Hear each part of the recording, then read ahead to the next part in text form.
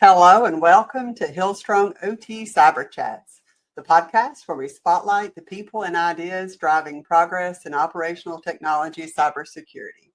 Each episode, our host, Hillstrong's own CEO, Roger Hill, sits down with fellow industry experts to share real-world insights, practical strategies, and the lessons they've learned through years of experience. If you're looking for grounded conversations that go beyond the buzzwords and into what actually works, well, you're in the right place. Hope you enjoy. Welcome to the Hillstrong's OT Cyber Podcast. So my name is Roger Hill. Really glad you all can join us here today. I'm really excited to have this conversation with an old friend of mine, Marco Ayala.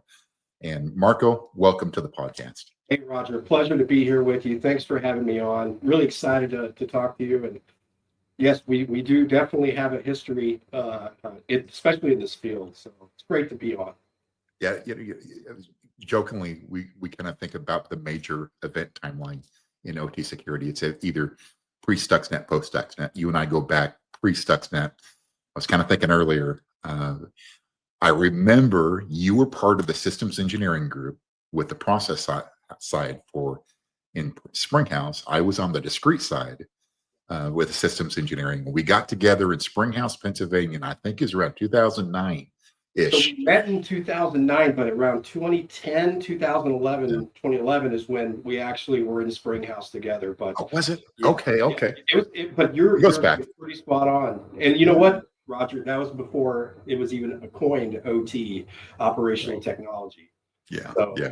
We definitely go back. And honestly, I remember that time quite well because some of the things that you were working on were very inspirational from a vendor perspective at the time. And I thought it was really game changing for the type of things that we're seeing now, but even more so at that time per se. So good stuff. Thanks for having me. Interesting journey, right? So hey, listen, let's kick it off. So Marco, let's start with in you giving an introduction of yourself, what you're and part of that, give a little bit of a flavor of your journey. How do we have? Yeah, hey, Roger, I started out in electronics and moved my way up and through instrumentation and electrical, which then got me into the journey of programmable systems, PLCs, PAC controllers, process automation controllers, which also got me the introduction into like the more products, which eventually became Siemens. We had at the plant. So I started my career as an asset owner, and just not run of the mill, but we had a lot of different diverse systems, and so I was able to cut my teeth on many different vendor systems that were just not only within our business unit but across other business units. Yeah. So my journey really stemmed from there, and then I got into distributed control systems, and then into safety instrumented systems and burner management, flame safeguard systems. But where I really started the journey into the cybersecurity front was by incident. I had inherited, since I was also on the programming side, the actual, site historian, and for many of the other historians in the U.S., but not being able to get to those systems due to an internal incident was kind of in my journey of how to become a cybersecurity person. So I actually started out my career more on the control side, automation side, which then fed in. So this was pre CFATS, chemical facility anti-terrorism. Sure. So started my journey, was an early adopter of technology and doing defense in depth strategy, network segmentation, and deploying out kit. But so right around the CFATS time, that's really where I started even to get more involved within the federal space, working with Department of Homeland Security, and also being a person that was part of the team from the asset owner side that was on the American Chemistry Council, their ITC, and just stemmed from there. So it's been a long ride. I want to say I've been in the industry 30 years, starting in the specialty gases and chemical, and then moving over into oil and gas and maritime. But through that journey from asset owner to vendor, working with you at that small delta in time, and then going to the consulting world, only to go complete full circle, which I always said I would end up back at the asset owner, which I did. I actually went back into mining and refining, which is an interesting industry all by itself. And I can tell you now, I'm working more on the federal side, supporting,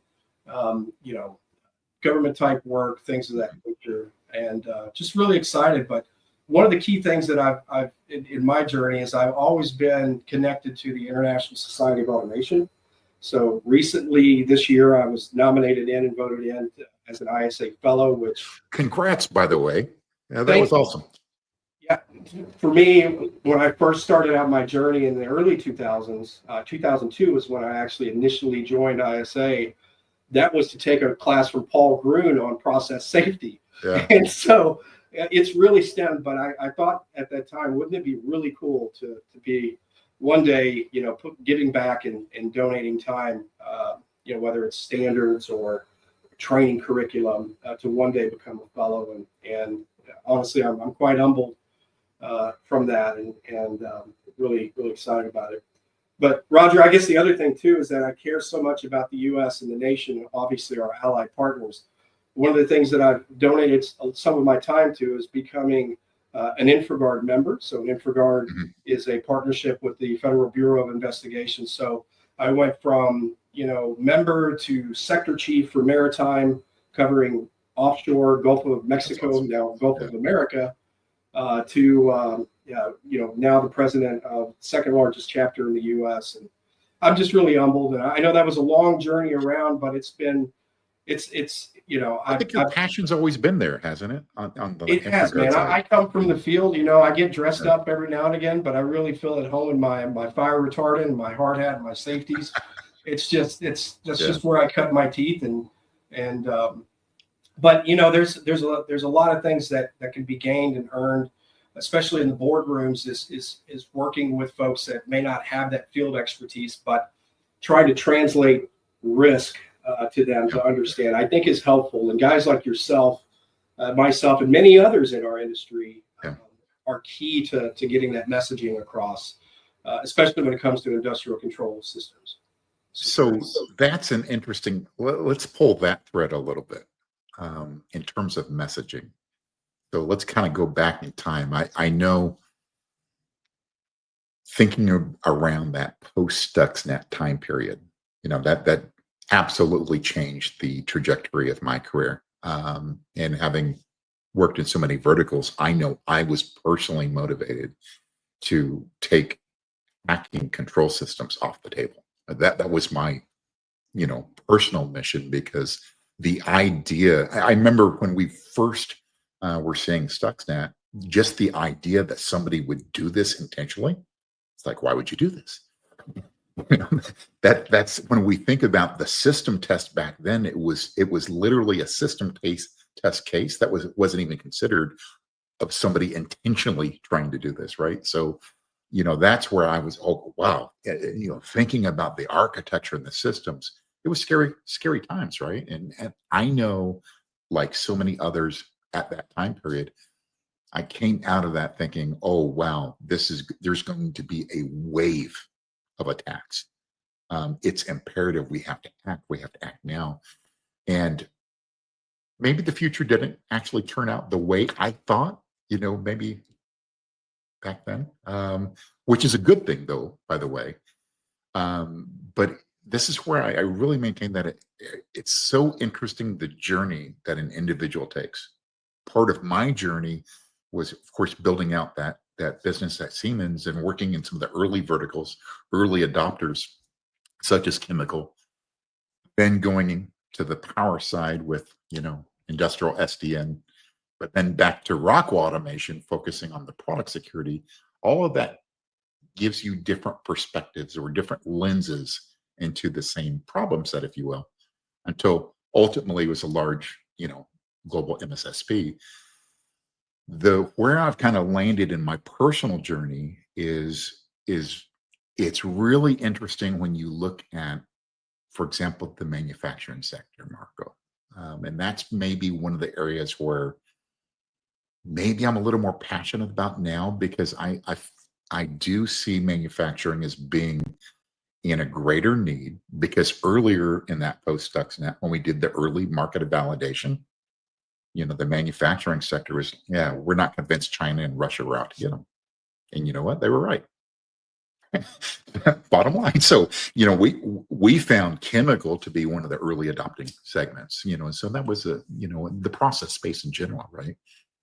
Which very well. But I think looking at the manufacturing sector now with ransomware having targeted, but one thing that's really interesting, I want to pose this as a question for you, is when you look at the last 12, 18 months of ransomware, 70% or greater of those impacts to the loss of production never made it south of that industrial DMZ. It's the indirect.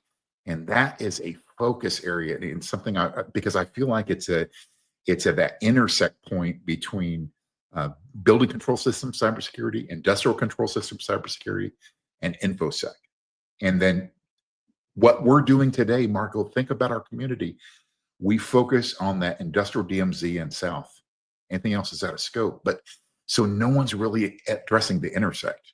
I'm going to stop talking for a second and kind of get your thoughts on this. It's great. It's great that you're bringing a lot of this up because I've been very vocal on, especially integrating enterprise systems and MES and SAP, and you can just start naming off all the technology have you. And I can tell you that you don't have to have a direct hit on your industrial control systems. You can now just come in from the enterprise side, impact SAP. You can change things or modify things that could impact operations, or just make the actual mission assurance questionable enough to where you just isolate and shut down. And so, and I've seen this historically where people are bringing data out of the control system environment, getting it out of the IDMZ, getting it up into enterprise, and then someone wanting to bring in market shares, pricing, and what have you, and then push it all the way back down in real-time optimization, all the way back through the way down into the DCS or distributed control system. And it's like, man, there's just so much room for modification changes and that blind reliance on the technology. So when we started to see SCADA systems use the term enterprise SCADA, many years ago, that's when we started to see this complete digital ecosystem of total integrated architecture, or as one vendor likes to call it. But many of the other vendors are very similarly calling that connectivity the same way. And if you've noticed, Roger, especially the last 5 years with IoT and IIoT, now there's really no Purdue level separation. Folks are wanting to talk L4 right down to L2 or even L1 in many instances. And so that's fine. I don't own your risk, but there's a lot of questions around the technologies and the security from that aspect, not just to mention the process safety or the impacts to your operational environment for your operators. So those are some of the things that I also look at, and you're right. These could have impacts to that. I know there's a few voices in our community, let's say, that they'll take that hard straight position of, well, that wasn't an attack on the industrial control system. I'm sorry, but hackers, like any other software developer, and I'm a software developer, so I can state this: we're lazy. We're only going to do what we need to do in order to accomplish the mission. And if I don't have to make it onto the process control network and control system network to accomplish the mission, you're financially motivated. It's just a ridiculous position. Did we disrupt the mission? Because your mission is to produce a product, transport that product to a point of sale, and sell that product. That everything else that exists in your company is in support of part of that mission. Definitely. From the enterprise side, if you can get to the enterprise and cause impacts or disruptions that could cause, batches or other things to be crippled. And so that may be your intention or effect, or from a cyber actor criminal that is looking for monetary gain. They don't even care what their target is as long as you're paying up. And that's also problematic. And we've seen that where these actors actually target schools and also target hospitals, in manufacturing, and obviously now they're spinning over and looking at aviation. So it's just, when you look at this, and I remember there was a gentleman from MIT many years ago, Dr. David Clark, and he said, if you would have asked us back then if we would have connected, every system to the internet, to a public network, there might be 10,000 needed machines at that time. 10,000 devices now is basically just a city, not even a city block, just one building. So, but when you look at, critical infrastructure, writing public infrastructure, regardless if you're encrypting, virtual this, and private network that, even Dr. David Clark stated that, we just wouldn't do that. We just wouldn't ride critical infrastructure over a public network. We just wouldn't do it. So I think we missed some messaging there, some engineering things. And the one that keeps me up at night, though, Roger, is in 2017, with the first safety system, targeted malware. That's the big wake up call for me, especially with my passion around process safety and safety instrumented systems. Yeah. That being your final last ditch effort prior to your passive and your active release. That's a big deal. And I think industry listened, we learned, but we didn't trigger any new engineering, security, or safety practices. I think we have an opportunity here in the next 3 to 5 years to be cautious, especially anything around safety. Maybe look at publishing some new documents from maybe the American Institute of Chemical Engineers or the Global Congress on Process Safety on securing those systems. Because many companies from PHAs, HAZOPs, and LOPAs are taking credit of the functionalities of those systems, reducing their risk. And if they're not available, or if they're manipulated or degraded, that could be a bad thing. And so we don't want that. No one wants that. So that's what keeps completely. No, I think completely agree. And especially in some of the critical industries, I think there's the needed processes around some of the engineering disciplines. And that's really what you're talking about there, that really need to be in place when you're looking at some type of an OpEx, a refresh of the process, so that we're designing these systems correctly. And one of the things that I was in the early days at Siemens building out the program that was frustrating to me when we were in that first wave, which I called the evangelism wave, right? So in that evangelism wave, we were making some progress in raising awareness, right? But then what was happening is once a potential project went into procurement, all the procurement language and procurement processes were just lowest bid and excluding security. Well, that was, and I think we're starting to address that now. It's still an issue today. I think there's still projects that are being deployed out post SAT that the security is half baked. It wasn't baked into the project at the very beginning, or it was sold, but no one was there for a cyber FAT or security FAT, and then to even see if there was a delta at SAT. And that's another thing that I've talked about over the years, is making sure that you have a plan, a cyber requirement specification for your control systems, for your OT space, and make sure that you have some form of checkout at FAT and look for deltas at your site acceptance testing, because I've seen it, I've witnessed it. SAT could be a completely different team, different group, and there are changes that have been noticed. But see, that's an indicator of progress right there. The fact that there is an acronym SAT. Right? Because remember, we didn't used to have that, so that's actually progress. Well, yeah. So I think there's a lot of value there. Going back to your discussion around the ransomware stuff, it's still an issue. And we look at this from InfraGard and the FBI perspective, is that, could this be dual faceted or even triple faceted, these events where they come in, they hit a company's enterprise, hold them hostage, they get the ransom, but is it possible that they could also be seeding for another command and control later that could be staged somewhere?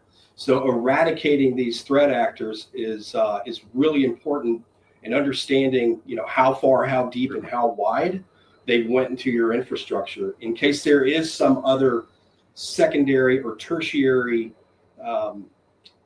thing that is deployed out in your infrastructure that may be completely invisible to you. And that's why I like the standards-based approach, defense in-depth strategies, zones, conduits, risk assessment, is really looking at segmentation, defining out your zones, conduits. But it's really important to understand, if you are impacted, how can you isolate if needed, and what those risks look like. So it's a journey, man. And you know that, Roger. It's all about life cycle. It truly is. And I think we are getting better.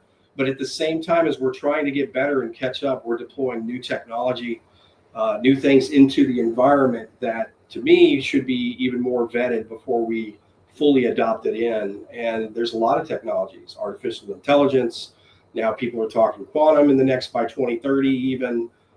We've got technology on transmitters that is expanding out to where it's not just 4 to 20 Hz anymore. So we're just, we're pushing the envelope as humans, and at the same time, we're trying to patch and update and do all these other things after the fact. And the standards, as you know, usually roll in after deployment, as opposed to leading, like a leading indicator, as opposed to a lagging. And so those are things that also are important to me, is really looking at this thoroughly and deeply. Even these ransomware outbreaks, is determining, what you have within your systems, and can you determine if there's been any modifications or changes at the lower levels. And I can say that there's companies that are really strong for looking at anything below L3, and there's some that once it's below L3, it's not really tracked or monitored as well as it should. You mentioned what was kind of a driving passion for you. For example, thinking back to the Triconics and the safety systems and your background there, right? One thing that really hit home for me that I was reading on X, I think. And I hate this, but I can't remember the name of the company. I want to say it was a German company within the last 2 weeks, where essentially it was a ransomware event, and that manufacturer had to shut their doors. They're out of business now. Completely out of business. Yeah. So to me, that gets me, because might be because I'm in a small business myself, right?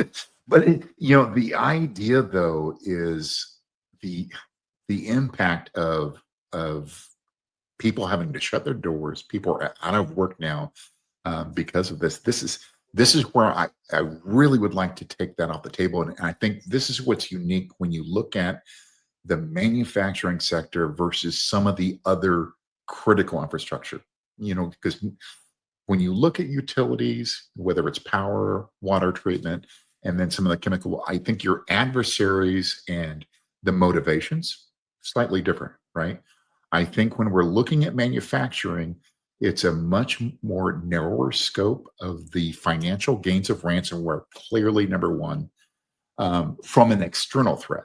There's still the insider non-malicious, right? But I think outside of that, it's really just industrial espionage, that sort of thing. The insider threat is still really, really a big percentage. Yeah, seriously. But I think looking at the external one is definitely ransomware. And one of the things that I think is kind of the epiphany moment for me, right, is what a manufacturer can do to actually decrease their risk the most. And it's on the carpeted side of the house. It's not on the concrete side. And that's because what I maintain is that 95% or greater of your threats are really from that IT to OT. Your other 5% is personnel, and it's at the edge, right?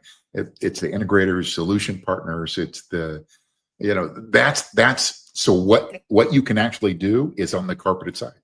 Anyway, let me throw that out to you and see what you think there, if you're in agreement here. I do agree with you there. How they secure their own fence lines and their own products and things. So, I'm in agreement there. Having partners, especially in this, and collaboration is going to be key in securing your mission, securing your sites, and one of the key aspects of this, and it dovetails into what you were just saying, is that especially when it comes to the manufacturing sites. Very, very important that you're in lockstep, trying to do the best you can, and making sure that you're following some best practices.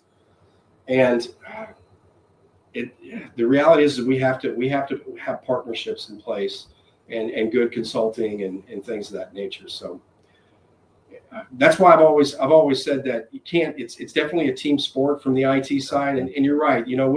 We put a lot of time and money and experience onto the IT premise, and a lot of that's coming in through even user action. The phishing, just the simple things that these threat actors are utilizing to get down into the systems. And I think that's not going to go away.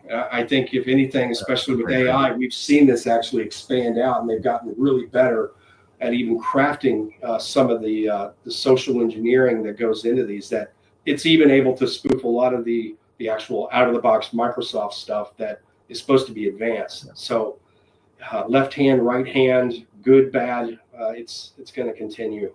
So my point there is Roger, is you got to start somewhere, right? And you got to make sure that you're following through, and if you're following standards, or if you're under regulatory burden, then it's important that you have a plan and a practice in place for your facilities. So what are your thoughts of and listen, my roots of kind of really starting with OT SOC. What are your thoughts on the separation of an OT SOC from an enterprise SOC?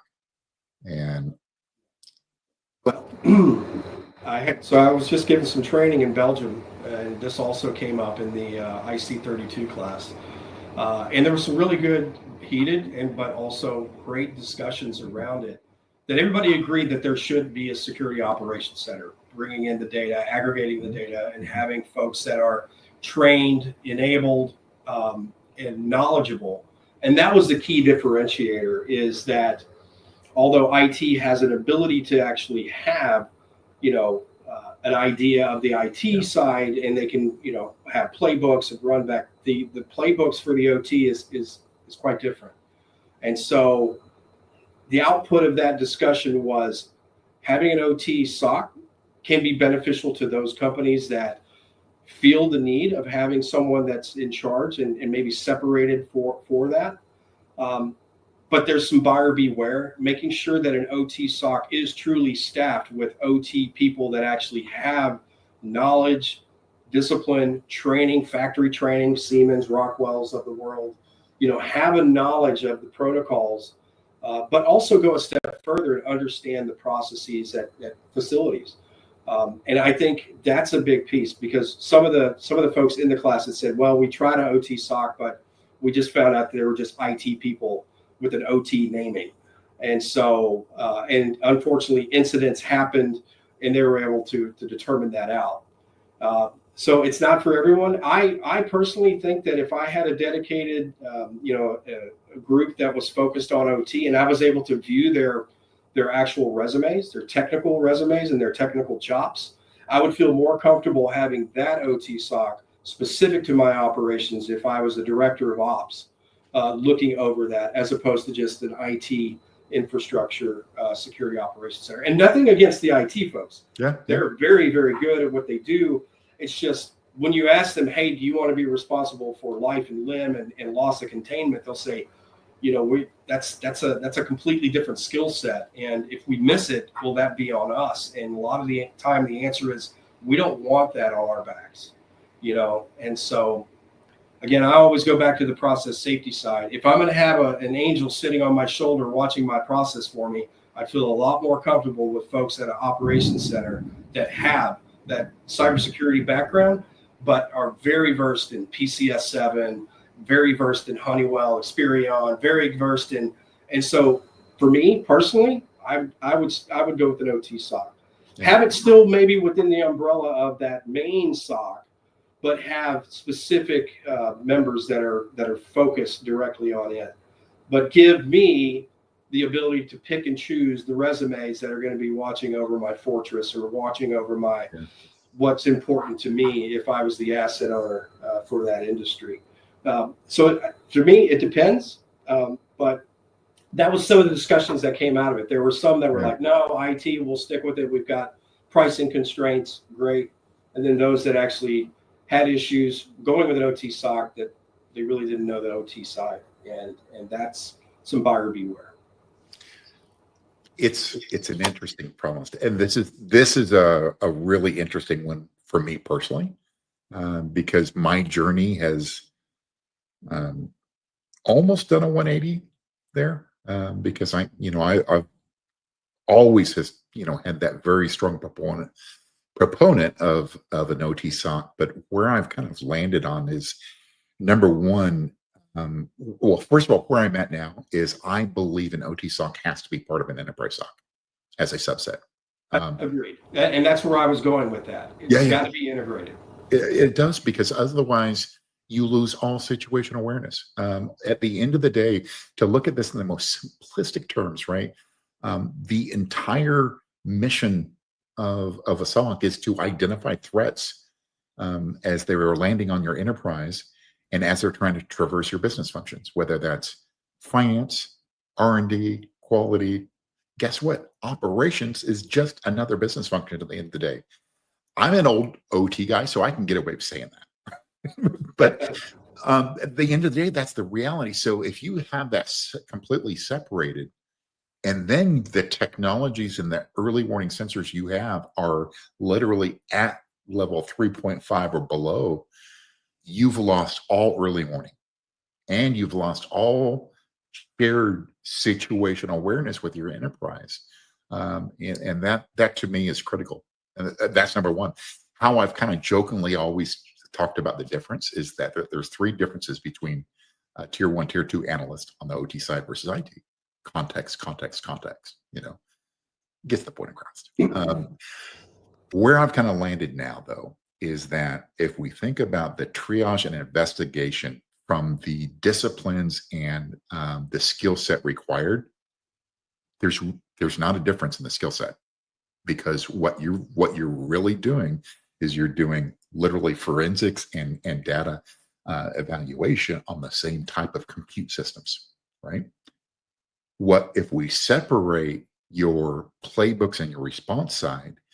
Where I've kind of landed now is I just need the IR tier 1 and tier 2 operators that now what I can do is I can extend the life cycle within my SOC of I can go tier 1, tier 2, so forth on the enterprise, and then rotate into my OT as a specialized role, tier 1, tier 2. Now I've doubled my life cycle of my personnel, because your biggest loss of skill resources there is simply you have about an 18-month window, generally speaking, because these people get bored. They're driven not just by salaries, it's intellectual stimulation. And there's one common denominator I've always seen with an analyst within a SOC is they are fascinated with the physical world of things that go boom. They just nothing but questions. They're so, because knocking down an Exchange email server, I'm sorry, that's boring compared to some of the things that happen in our world. So it's just fascinating to them. They're intellectually stimulated. So I think that's kind of where I've kind of evolved. But one of the biggest takeaways I had, Marco, and this kind of goes back to something I mentioned a little bit earlier, is the reality of the measures that you are taking on the enterprise side. And this is especially true for a manufacturer. And the better you are identifying threats and containing threats on that enterprise, it has a direct correlation to the number of actual events I'm seeing on the OT side. Because the reality is, when I would do those QBRs on the OT side, I didn't have the number of events to work with. And the value story would start to fall apart, right? So having it separated doesn't make as much sense to me now. So it's about, maybe it's something to do with age, but I view the world so pragmatic now. Right? You and I are definitely not getting any younger there, Roger. So, but yeah, I can see your point on your approach and your thinking, how it's kind of melded that direction. I can see your point there, and I could say there's going to be opportunity for cross training as well from the OT side to the IT side for those that are inquisitive and would like to know more about the cyber physical piece of it, and what that all means. I can see value in that. The other side of this that I think is really complicated is when you think about a global manufacturer that has 100, 200 sites, Marco, you and I both know that probably 30% came through acquisition, right? I've lived it. I've lived it. Exactly. So in certain regions, you're going to have predominant Siemens systems. You're going to have Schneider. You're going to have all different sorts of architectures. This is my fundamental problem with the idea of having direct OT expertise in that SOC. I think it's really fictional to think that they can understand all the different process architectures.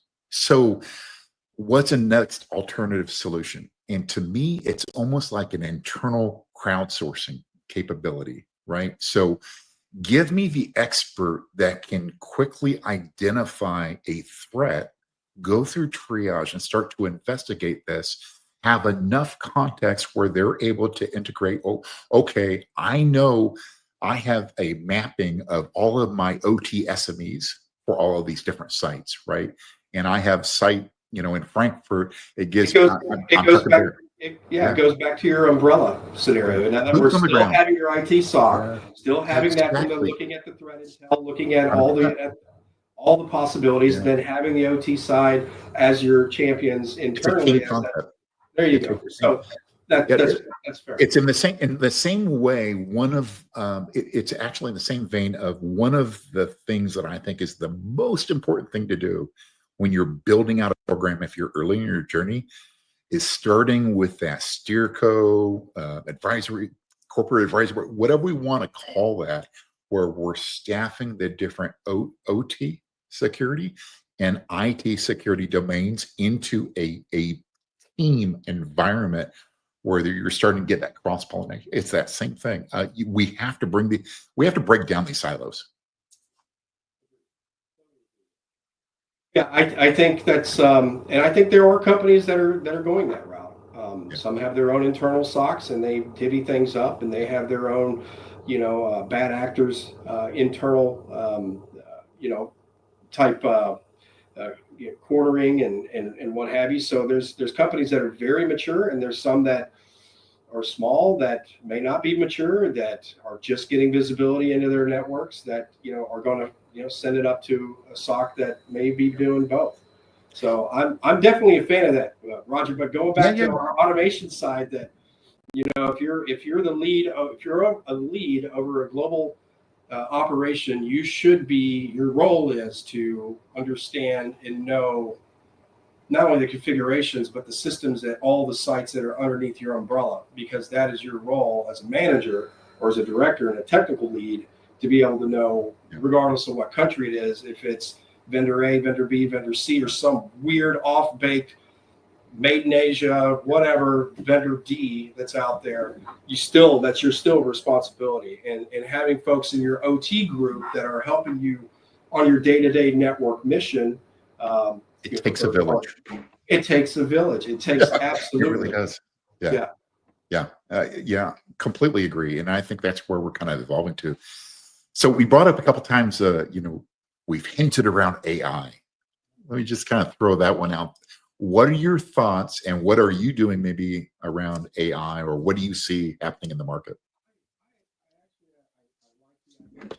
There's a lot of folks in our industry and definitely in our OT discipline that also are using AI and talking about AI in OT. And I think you should value that. And I think you should also be very, very careful in deploying out technology that may be half-baked or not fully known of, especially down into the control system area where there could be read-write capabilities. And my concern is that when the head lady of the MIT Artificial Intelligence Lab at MIT Dr. Daniela Russ. She was on CBS on Nova. You could watch that episode. She actually stated that they're still trying to figure out how the output gets to what it is. And so that people need to be much more thorough in determining how it got to that output before putting it into a live environment. And I want to stress that that's not me saying it.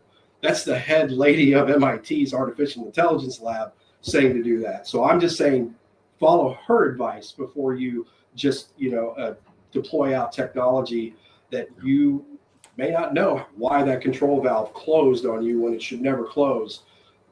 I'm not saying that maybe AI did it, but if you deploy these things out without fully vetting them and really testing and understanding how these things get to their output, that's your risk, not mine. The thing, Rogers, we've been doing real-time optimization, model predictive control, fuzzy neural. We've been doing that for some time. We've gotten really good at it. And now we've got this new shiny object, that's out there. And I'm all for it. If you can do it and you can demonstrate that, it can be done safely, securely, and that you have some form of mechanical stops or something to be able to isolate technology from taking over your plant environment, then that would be my request to you, is documenting that out. Because as you know, especially from a control algorithms perspective, is that we as control engineers, we know what we're trying to get an output to do. And now we're bringing in something that may not be completely easy for us to dissect, to be able to understand. So I think AI is great, especially, the contextual side, taking things like operator logs, maybe summarizing them.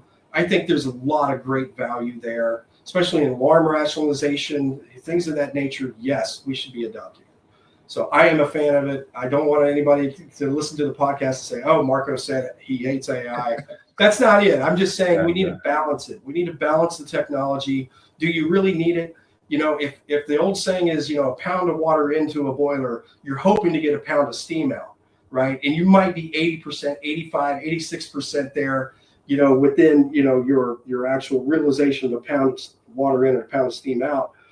Is AI going to get you that 87%? Is it really going to do that? Is your model predictive already doing the best that it can now?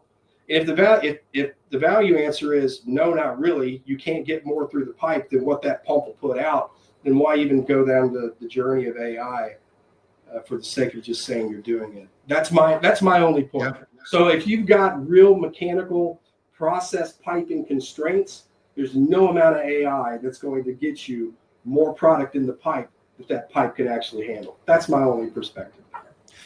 So I think there's a So I definitely agree with that. I think when I think about AI, the part that frustrated me early on, meaning just like 18 months ago, right? But what would frustrate me is all the hype around AI, and it personally frustrated me because I'm like, what are you calling AI? Because people started to lump machine learning, supervised, unsupervised, all into this one magical, mythical AI bucket. And I found that to be so frustrating. But it was, you know what? I've had that experience so many times in my career where, well, I remember the first time I was in a meeting where somebody used the term OT to describe me. I never heard of it, right? So I was slow to get on that board. I was slow to get on I might be slow, but I get there, right? So I think AI is another example. Our plant manager back in the day, his name was Bob Lucas. If you said OT, he knew it was overtime, and he hated that word. He's like, "Oh, we're not doing OT." I'm like, "Well, it's overtime." So I think what's interesting. So I think if you focus on the definition of what you mean by AI, and break down the different types of AI, now what you can do is you can start to think through different use cases where you can actually leverage this. I think at the end of the day, one thing I think we all have to admit is the force multiplier nature of AI. And maybe one of the nuggets, and I think this is one of the few things that I could state, I feel like it's the people in our generation and our level of experience in our field that we have such an advantage over the ones that are just breaking into the field. Because I remember, I don't know if you remember your first experience going into maybe like a ChatGPT or something, but I did what I knew, right? I started asking questions about my area of expertise. And I still remember that first experience I had, Marco, where some of the responses coming back, and I'm like, wait a second, that's how I talk about this. And I really thought in my mind that I had some really unique approaches. I'm like, where did you get this information, right? And like 90%, it was like really, really good. But at 10%, I'm like, oh, okay, no, that's just pure IT. And that's where I had my very first epiphany. And that is, us gray hairs, we have a distinct advantage. We can immediately tell 90% of that is fantastic. I can use it. 10%, no, needs some work. Where with the younger generation, it's binary. It's good or bad, right? So that's our strategic advantage, number one. And that's just on the large language model, generative models. I think when you start thinking about these different use cases, then I think it becomes very interesting. I think the reliance into an area where, it's our world, consulting. I think right now, what I've seen within the market, there's been a lot of pressure because of the economy and many other factors of people not hiring and putting more onus on the few resources. Everyone I talk to, they're just underwater, Marco. They've got open recs that they're not filling, and but the amount of work, they have to just increase their throughput. So that's where I think there's many organizations starting to lean more heavily upon AI. The hallucinations are absolutely real. They very are real. They are absolutely real. Yeah. Maintaining the human in the loop is just absolutely crucial. And model manipulation, right? And so that's another one. So I think Mr. Musk just realized that yesterday with his platform with Grok, where it was actually starting to provide, which actually started to provide, and I won't get into the details, but provide some very scary output messaging, right? So. Yeah. And we'll leave it there. We'll leave it there. But the point there is that in a closed environment, if it's localized and you're feeding it and you're containing it and controlling it, it's not out there in some cloud and where it could have some artificial inconnects, then either tainting or modifying or growing your knowledge base without your knowledge. Those are some of the things you have to just be cognizant of. I was just going to say, have you had much opportunity to play around with the augmented RAG, the retrieval augmented generation? No. So that I think is very promising in our world, right? So I'll boil it down to some very specific use cases, right? When we're looking at putting together some program documents, right? Whether it's policy, process, SOPs, whatever the case may be, and we're aligning to a standard, whether that's a NIST CSF 882, 62443, 3-3, whatever the case may be, we can take that standard or framework and we can take that retrieval augmentation, take that and you store it into like a vector database, like one that I play with is Pinecone. So what you're dealing with then is a set retrieval that you're actually querying against instead of the large general purpose training that happened with the LLM. Now what you're doing is you're querying against this RAG. So now you've controlled the response, if you will. So if you think about our somewhat predictable world, that actually makes a lot of sense now, because now I can leverage this to get much more predictable. And guess what that does? That reduces hallucinations, right? So I like that. You call what did you call it? Pinecone? Agentic RAG. So it's retrieval augmented generation. So there's this notion of, so not getting too weenie area here, but there's different forms. Like you can take working off this, what's called the chunks and embeddings, right? So you can search the standards database for maybe like a 3-3 standard, right? Where what you can do then is take the work in chunks, which could maybe be like a sentence or two, maybe such as a requirement, right? Standard requirement. And then what you do is you take this, what's the embeddings, which might be just like 3 or 4 words from that. What you can say is access control for PLC, right? And you could say access control for DLC. And what you have in this vector database, it literally is it's a floating point number that you assign as part of the training on these embeddings where you say, yeah, the access control for PLC and access control for DCS, that is like a 0.1 apart. They're very close. But now what you do is if you start working on the inverse of what are very far apart from a floating point number, if they're not related. So that's what the retrieval is actually doing, is it's using a graph then to determine, the relationship, what's similar, what's dissimilar. But that it's a real basic premise, but then you can go into the next level of depth into the actual instructions and prompts.